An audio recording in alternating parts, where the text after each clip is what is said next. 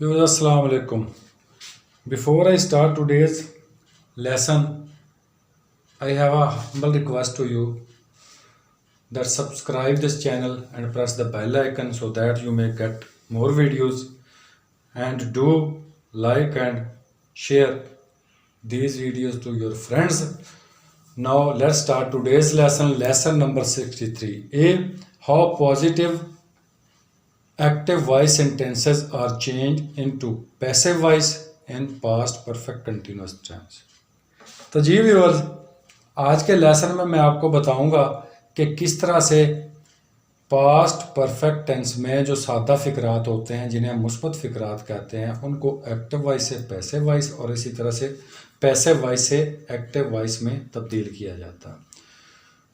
तो जब भी किसी भी एक्टिव वॉइस सेंटेंस को पैसिव वॉइस में तब्दील किया जाता है तो उसके लिए चंद एक बुनियादी ग्रामर की रूल्स हैं जिनको फॉलो करना ज़रूरी है। जब तक इनको फॉलो नहीं किया जाएगा तो फिर ना तो पैसिव वॉइस से एक्टिव वॉइस हो सकते हैं, ना एक्टिव वॉइस से पैसिव वॉइस उनको सेंटेंसेस को तब्दील किया जा सकता है। अगर कोई कोशिश करेगा तो फिर वो गलत होंगे। रूल नंबर 1, एक्टिव वॉइस के ऑब्जेक्ट को फ़िक्रे के शुरू में सब्जेक्ट की जगह पर लिखेंगे। यानी कोई भी सेंटेंस जो एक्टिव वॉइस में है उसका जो ऑब्जेक्ट मफूल उर्दू में जिसे कहते हैं वो लास्ट पे होता है। तो हमने करना क्या है, उसको लास्ट से उठाकर सब्जेक्ट की जगह पर जो शुरू में होता है फाइल जिसे कहते हैं वहाँ पर लिखना है। रूल नंबर 2, अगर ऑब्जेक्ट प्रोनाउन है, यानी अगर जो मफूल है वो प्रोनाउन है, प्रोनाउन क्या है, I we you they he she it सब प्रोनाउन है, इनमें से कोई है, तो फिर वो लाजमी बात है कि अपनी ऑब्जेक्टिव कंडीशन में मफूली हालत में होगा। तो करना क्या है, उसको मफूली हालत से फाइली हालत में तब्दील करना है सब्जेक्टिव कंडीशन में, यानी उसको थर्ड कंडीशन से फर्स्ट कंडीशन में लाना है। रूल नंबर 3, अगर ऑब्जेक्ट प्रोनाउन नहीं है, नाउन है, किसी का नाम है, तो फिर उसको नहीं बदलना बिल्कुल, बल्कि उसको उसी तरह से लिखा रहने देना है या उसी तरह से बोलना है जिस हालत में वो है। रूल नंबर 4, एक्टिव वॉइस के सब्जेक्ट को जुमले के आखिर में लिखेंगे। जिस तरह से ये ऑब्जेक्ट को हम पैसिव वॉइस करने के लिए सेंटेंस के शुरू में लाएंगे, उसी तरह से जो एक्टिव वॉइस का सब्जेक्ट होगा, फाइल होगा, उसको पैसिव वॉइस सेंटेंस में लास्ट पे लिखेंगे। जब सब्जेक्ट अगर प्रोनाउन है, यानी ही शी इट में से है, तो वो फिर अपनी सब्जेक्टिव कंडीशन में फाइली हालत में होगा, उसको फाइली हालत से हमने ऑब्जेक्टिव कंडीशन मफूली हालत में बदल देना है। और अगर वो नाउन है, प्रोनाउन नहीं है, सब्जेक्ट यानी जो फाइल है एक्टिव वॉइस का, वो pronoun he she it I we you they इनमें से नहीं है, बल्कि किसी का नाम है, तो फिर उसको नहीं बदलना, बल्कि उसको उसी तरह से लिखा रहने देना है। रूल नंबर 7, जो हेल्पिंग वर्ब का इस्तेमाल है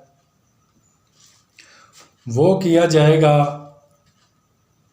ऑब्जेक्ट के मुताबिक, यानी एक्टिव वॉइस में सब्जेक्ट के मुताबिक इसका इस्तेमाल होगा, और जो पैसिव वॉइस है उसमें ऑब्जेक्ट के मुताबिक होगा। लेकिन यहाँ पर ऐसा कोई इशू नहीं है इस टेंस में, ख़ासकर क्योंकि सब के साथ जितने भी फाइल या प्रोनाउन है सब के साथ हैड का ही इस्तेमाल होना है। तो इस टेंस में स्पेसिफिक कोई इशू नहीं है हेल्पिंग वर्ब का। ठीक है, तो पहले बात कर लेते हैं एक्टिव वॉइस में किस तरह से उर्दू से इंग्लिश में ट्रांसलेट किए जाते हैं सेंटेंसेस पास्ट परफेक्ट टेंस में और पॉजिटिव सेंटेंसेस की।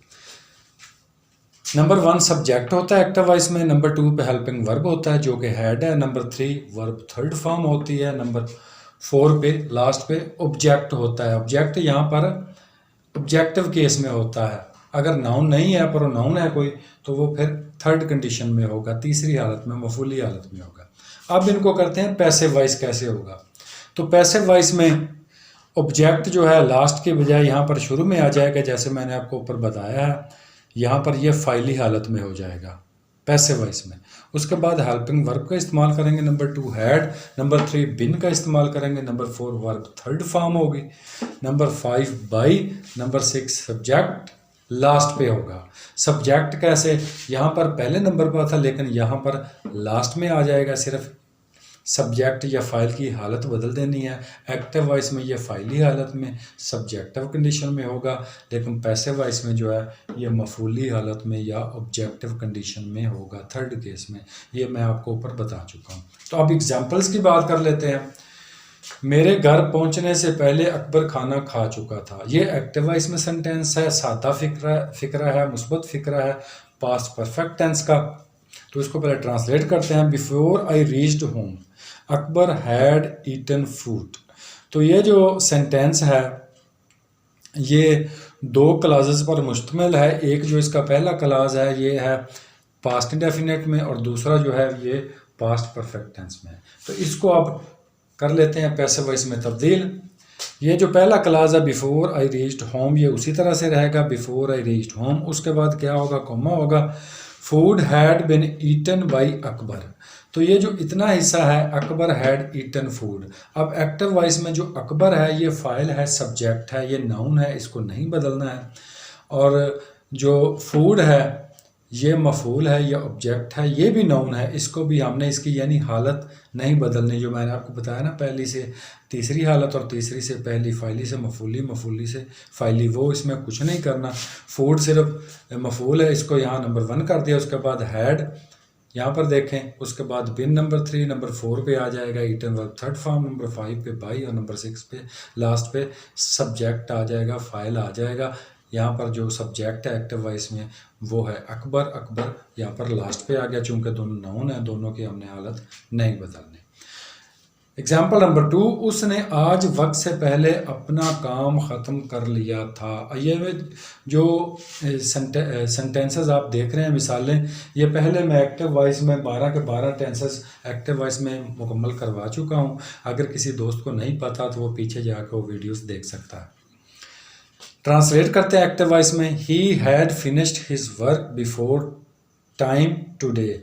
उसने आज वक्त से पहले अपना काम ख़त्म कर लिया था। इसमें जो ही है एक्टिव वॉइस में ये प्रोनाउन है इस मिसाल में, और जो हिज वर्क है ये यहाँ पर एज ए ऑब्जेक्ट है, और ही है तो प्रोनाउन लेकिन सब्जेक्ट है। तो हमने करना क्या है, यहाँ से ऑब्जेक्ट को लिया, नंबर 1 कर दिया हिज वर्क, उसके बाद हैड, यहाँ पर देखें हेल्प, उसके बाद है बिन, नंबर 3, नंबर 4 पे आ गया वर्ब थर्ड फॉर्म, नंबर 5 पे आ गया बाई, और नंबर 6 लास्ट पे आ गया सब्जेक्ट हिम। चूँकि यहाँ पर जो फाइल है प्रोनाउन वो है ही, इसको जब थर्ड कंडीशन में मफूली हालत में बदला तो ये हो गया हिम।